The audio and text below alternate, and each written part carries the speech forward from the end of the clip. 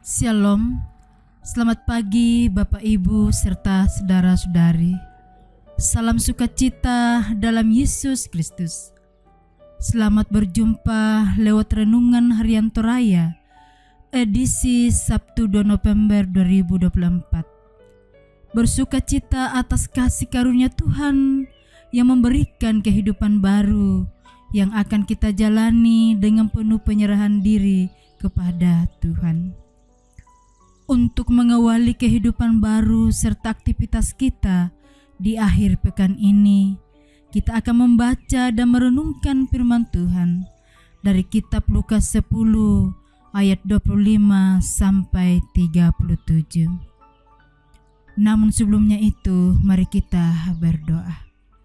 Bapa di dalam surga, kami bersyukur pada pagi hari ini atas kehidupan baru yang Tuhan karuniakan kepada kami. Kami akan mengawali ya Tuhan dengan membaca firman-Mu. Namun sebelum itu ya Tuhan, kuasai kami dengan Roh Kudus-Mu. Biarlah firman-Mu yang akan kami baca dan renungkan bersama boleh kami pahami dengan baik dan benar, boleh kami praktekkan dalam kehidupan kami, terlebih untuk memuji memuliakan Tuhan. Karena itu ya Bapa di surga, bersabdalah kepada kami, karena sesungguhnya kami sudah siap mendengarkan firman-Mu. Amin. Bapak Ibu yang kasih dalam Yesus Kristus, firman Tuhan yang akan kita baca pada pagi hari ini terambil dari kitab Injil Lukas pasal 10 ayat 25 hingga ayat yang ke-37. Orang Samaria yang murah hati. Pada suatu kali berdirilah seorang ahli Taurat untuk mencobai Yesus. Katanya, "Guru, apa yang harus kuperbuat untuk memperoleh hidup yang kekal?" Jawab Yesus kepadanya, "Apa yang tertulis dalam hukum Taurat? Apa yang kau baca di sana?" Jawab orang itu, "Kasihilah Tuhan Allahmu dengan segenap hatimu dan dengan segenap jiwamu dan dengan segenap kekuatanmu dan dengan segenap akal budimu, dan kasihilah sesamamu manusia seperti dirimu sendiri." Kata Yesus kepadanya, "Jawabmu itu benar. Perbuatlah demikian, maka engkau akan hidup." Tetapi untuk membenarkan dirinya, orang itu berkata kepada Yesus, "Dan siapakah sesamaku manusia?" Jawab Yesus, "Adalah seorang yang turun dari Yerusalem ke Yeriko. Ia jatuh ke tangan penyamun-penyamun yang bukan saja merampoknya habis-habisan, tetapi yang juga memukulnya, dan yang sesudah itu pergi meninggalkannya setengah mati. Kebetulan ada seorang imam turun melalui jalan itu. Ia melihat orang itu, tetapi ia melewatinya dari seberang jalan. Demikian juga seorang Lewi datang ke tempat itu. Ketika ia melihat orang itu, ia melewatinya dari seberang jalan. Lalu datang seorang Samaria yang sedang dalam perjalanan ke tempat itu. Dan ketika ia melihat orang itu, tergeraklah hatinya oleh belas kasihan. Ia pergi kepadanya lalu membalut luka-lukanya. Sesudah ia menyiraminya dengan minyak dan anggur.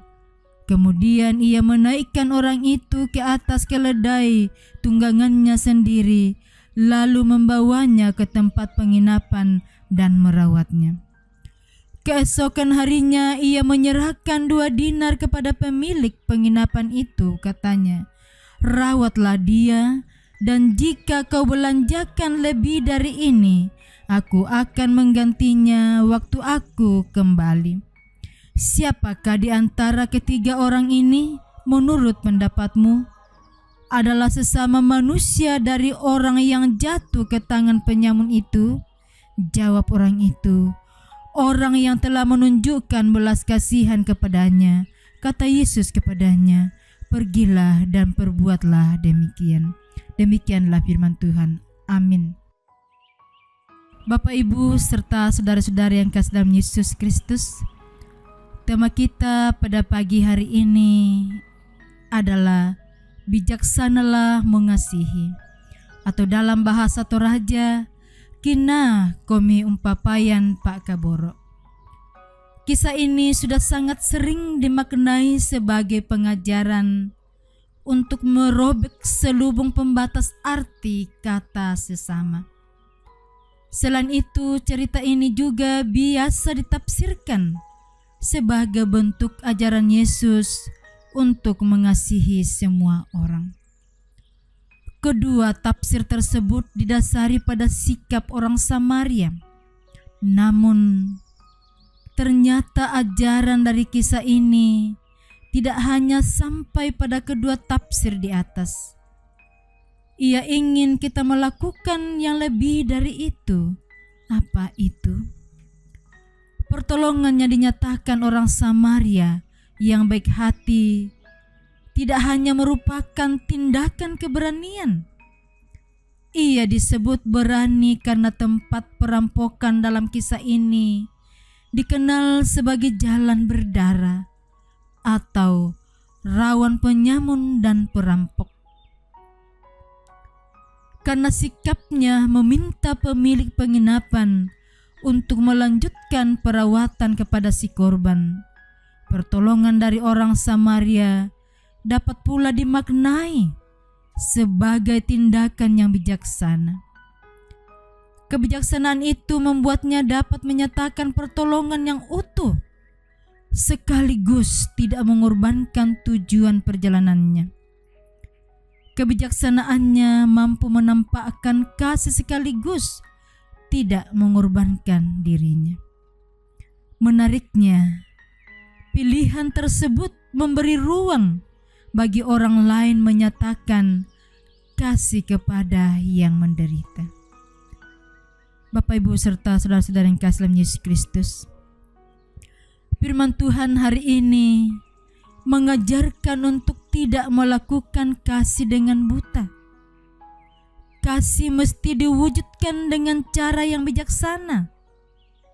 Kadangkala untuk menolong atau menyatakan kasih, kita justru menjebak diri ke dalam penderitaan. Kisah di atas menyadarkan kita bahwa ternyata kasih harus bijaksana dan utuh.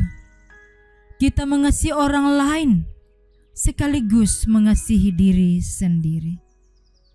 Mengasihi orang lain lalu menimbulkan masalah bagi diri sendiri. Kita sebenarnya hanya menukar posisi. Karena itu, Yesus mengajarkan kita untuk menggunakan akal kita, menemukan cara mewujudkan kasih-Nya dengan bijak. Contohnya, orang Samaria yang membuka jalan bagi orang lain yang memiliki potensi untuk turut dalam tindakan kasih. Demikianlah firman Tuhan. Amin. Mari kita berdoa. Bapa di dalam surga, kami bersyukur atas kebenaran firman-Mu yang sudah kami dengarkan pada pagi hari ini. Ajarkanlah kami untuk mempraktekkan bagaimana untuk bijaksanalah mengasihi sesama kami, agar apa yang kami dengarkan pada pagi hari ini tidak berlalu begitu saja, tetapi boleh kami melakukan dalam kehidupan kami. Bapa yang kami sapa Bapa, kami berdoa buat aktivitas jemaat untuk sepanjang hari ini, baik yang kami lakukan di sekitar rumah maupun di tempat kerja kami masing-masing. Kami mohon dengan Roh Kudus-Mu Engkau menuntun kami. Biarlah semuanya itu boleh kami lakukan seturut dengan kehendak Tuhan sendiri. Demikian pun anak-anak sidang jemaat dalam pertumbuhan dan dalam pendidikannya di jenjangnya masing-masing, baik itu yang ada di kota Balikpapan maupun di luar kota Balikpapan.